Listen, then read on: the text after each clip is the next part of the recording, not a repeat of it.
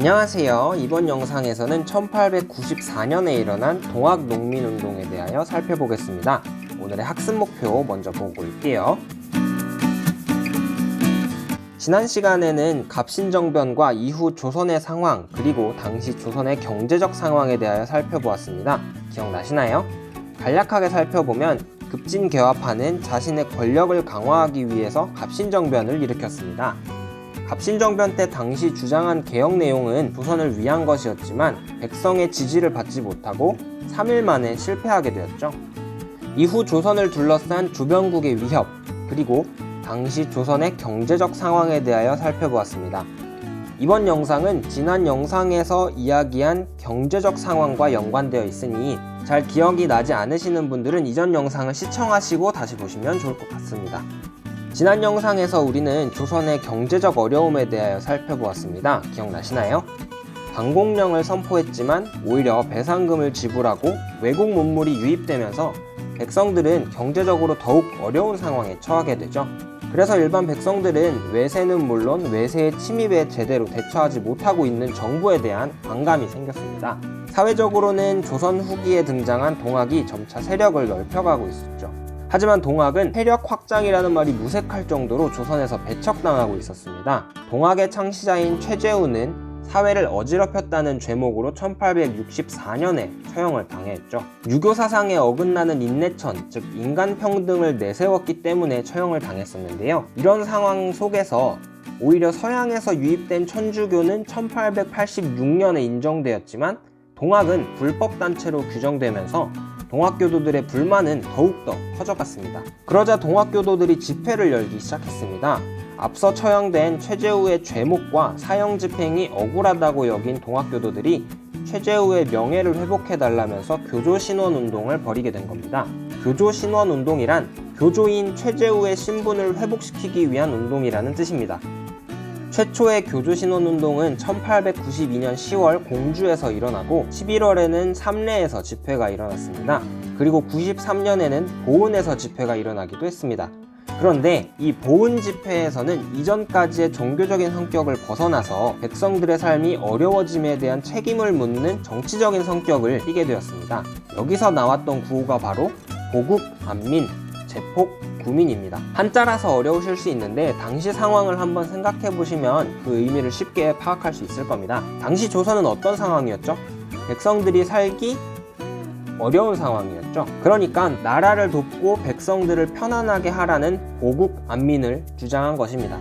그럼 제폭구민은 무엇일까요? 당시 백성들을 괴롭혔던 탐관오리들의 폭정을 없애고 백성을 구원하라는 이야기가 되겠습니다. 이런 가운데 전라도 고부 지역에서 문제가 발생했습니다. 고부 군수였던 조병갑이 백성들을 괴롭힌 것입니다. 기존의 농민들이 사용하던 보, 즉 물을 저장해두는 곳이 있었는데요. 그걸 그대로 두고 만석보라고 하는 새로운 보를 만들라고 지시한 겁니다. 여기에다가 수탈이 심해지니까 농민들이 결국 견디다 못해 들고 일어났습니다. 전봉준 등은 사발통문을 돌리고 고부 관할을 습격하여서 조병갑을 내쫓고 아전들을 죽였습니다. 사발통문은 지금 사진에 나와 있는 문서를 말하는데요. 사발, 즉 밥그릇을 통해서 뜻을 밝힌 글이다 라는 겁니다. 여러분 보시기에 오른쪽에 보면 동그랗게 쓰여있는 부분이 있을 거예요. 동학농민운동에 참여한 사람들의 이름입니다. 여러분이 당시 관리라고 생각하고 저 이름들 중에서 주동자가 누구인지 한번 찾아보세요. 어렵죠? 동학농민들이 이걸 노린 겁니다. 지금도 우리가 만약에 순서대로 이름을 쓸 경우에 가장 위에 있는 사람 혹은 맨 마지막에 쓰여있는 사람이 주동자라는 것을 쉽게 알 수 있죠. 하지만 이렇게 원형으로 작성을 하면 누가 주동자인지 찾아낼 수가 없죠. 이를 통해서 동학교도들은 누가 주도를 해서 일어난 것이 아니라 우리 모두가 이러기를 원한다 라는 뜻을 전한 것이죠. 그리고 역시 주동자가 누군지 모르면 이걸 수습하기 어려웠겠죠. 한번 여러분이 이 화면 중간에 있는 글을 읽어보세요. 한자 부분을 읽지 않으셔도 됩니다. 한글로 쓰여있는 부분을 읽어보시면 되는데요. 보시면 난내 났어, 난리가 났어, 에이 참 잘되었지, 그냥 이대로 지내서야 백성이 한 사람이나 어디 남아있겠나, 기일이 오기만 기다리더라 라는 내용이 있습니다. 즉 먹고 살기 힘든 백성의 상황이 담겨져 있는 거죠. 이러한 움직임에 조선 조정에서는 새로운 군수인 박원명을 파견하여 이들을 해산시키고 안핵사인 이용태를 통해 수습하고자 했습니다. 그런데 오히려 이용태가 이 사건의 책임을 농민들에게 넘기고 동학교도들을 탄압하기 시작했습니다. 그러자 전봉준을 비롯한 동학 지도부들은 무장이라는 곳에서 봉기를 일으키고 고부를 다시 점령하였습니다. 그리고 동학교도들은 황룡촌, 황토현 등에서 이들을 진압하고자 파견된 관군을 격파하고 전주성을 점령하였습니다. 이렇게 상황이 급박해진 조선 정부는 청나라의 군사를 요청하고 청나라 군대가 조선에 들어오게 되었습니다. 그런데 청나라 군대가 조선에 들어오자 또 다른 나라가 움직이기 시작했습니다. 어딜까요? 바로 일본입니다. 지난 시간에 갑신정변의 결과로 청나라와 일본 사이에 체결된 조약이 하나 있었습니다. 뭔지 기억나시나요? 텐진 조약이었죠.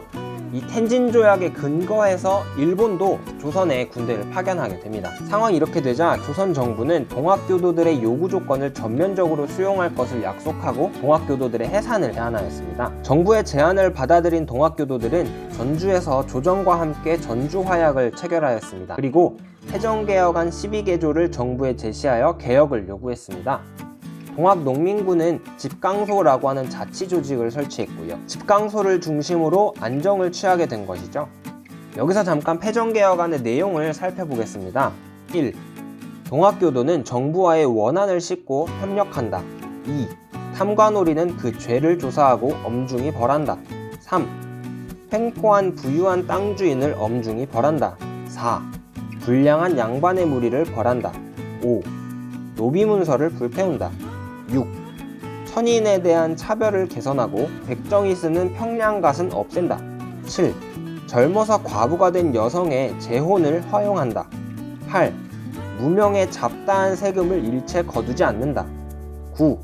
관리를 채용하는 데 있어서 지역, 문벌을 보지 않고 인재를 등용한다. 10. 외와 통하는 자는 엄중히 징벌한다. 11. 공식적인 빚이나 사적인 빚이나 기존의 것은 모두 무효로 한다. 12. 토지는 균등히 나누어 경작하게 한다. 이 내용을 여러분들이 하나하나 외울 필요는 없어요. 그냥 여러분들이 이 내용을 보시고 동학농민 입장에서 한번 생각해 보시면 될 것 같습니다. 탐관오리 때문에 힘들어하는 백성, 신분제로 차별받던 하층민, 사회적 약자에 대한 지원과 자신의 경제적 상황을 힘들게 한 일본에 대한 반대 등 당시 농민들이라면 충분히 내세울 수 있는 조건들인 거죠. 이 내용들은 이후에 갑오개혁으로 반영이 됩니다. 다음 시간에 좀 더 살펴보도록 할게요. 다시 동학농민운동으로 돌아오도록 하겠습니다. 자, 이렇게 1차 동학농민운동이 정부와의 극적인 타협으로 해결이 되었습니다. 그러면 현재 조선에 와 있는 청나라군과 일본군은 어떻게 해야 하죠? 동학농민군을 진압하기 위해서 조선으로 들어왔는데 동학농민군이 해산했다. 당연히 자기 나라로 돌아가야죠. 그래서 조선은 이들에게 돌아갈 것을 요청합니다. 그런데 일본이 이걸 거부하고 오히려 경복궁을 점령하고 내정 간섭을 했습니다. 그 결과 조선의 친일적 성격의 내각이 구성되었습니다. 일본이 이렇게 나오니 청나라도 텐진조약에 근거해서 철수할 이유가 없겠죠. 그래서 청나라도 남아있게 됩니다. 그러는 와중에 일본이 청나라 군대를 공격하는 사건이 발생합니다. 그것도 어디에서? 조선 땅에서. 조선에서 청나라와 일본이 전쟁을 하는 황당한 상황이 벌어진 거예요. 쉽게 설명을 하면 윗집 사람과 아랫집 사람이 우리 집에 와서 싸우는 겁니다. 이해가 안 되죠. 이런 황당한 상황이 벌어진 겁니다.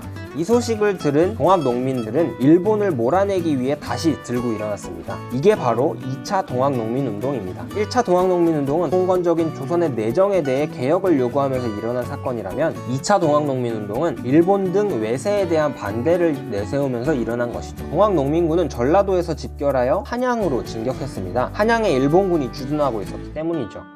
이렇게 한양으로 출발한 동학농민군은 공주의 우금치라는 곳에서 일본, 조선 정부 연합군과 전투를 벌이게 되는데 아무래도 성능이 뛰어난 총을 들고 싸우는 정규군에게 낫이나 죽창 등을 들고 진격하는 동학농민군은 상대가 안 됐겠죠. 결국 동학농민군은 무참히 패배하게 됩니다. 여기서 아마 여러분 중에 몇몇 분들은 일본은 동학농민군을 공격하는 것이 이해가 되는데 조선 정부는 왜 그랬을까 할 수 있을 것 같아요. 조선 정부군이 일본과 함께 공격한 것은 일본군이 경복궁을 점령하면서 친일 내각을 구성했기 때문에 사실상 일본을 따르는 사람들이었다는 겁니다.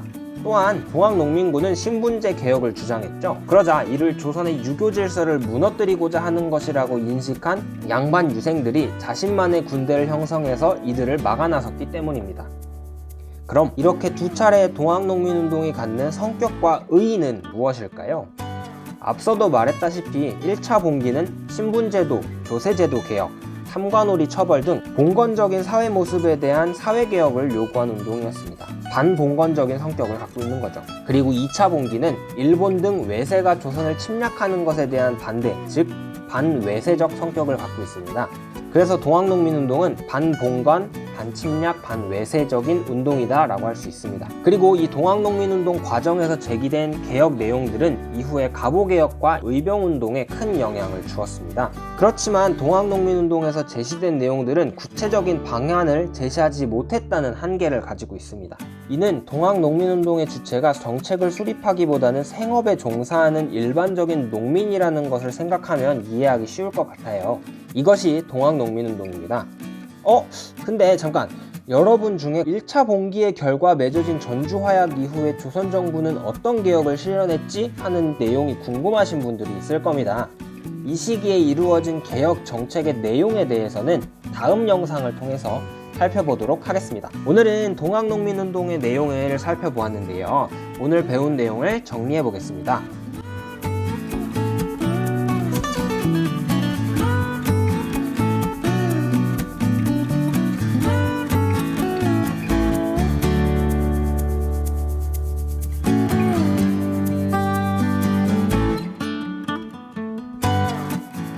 이번 시간 여러분에게 드릴 과제는 먼저 항상 주어지는 거죠. 오늘 배운 내용들 중에서 여러분이 이해한 내용을 역사 노트에 정리해 보는 겁니다. 여러분의 언어로 정리하는 거니까 부담 갖지 말고 정리해 보세요. 마인드맵이나 그림, 키워드 정리도 상관없습니다. 지난 시간에 그럼 어떻게 정리해야 할까요? 라는 질문이 있었는데 간단하게 예시를 보여드릴게요. 자, 이렇게 마인드맵이나 여러분이 직접 그림을 그리셔도 되고요. 키워드 중심으로 정리하셔도 괜찮습니다.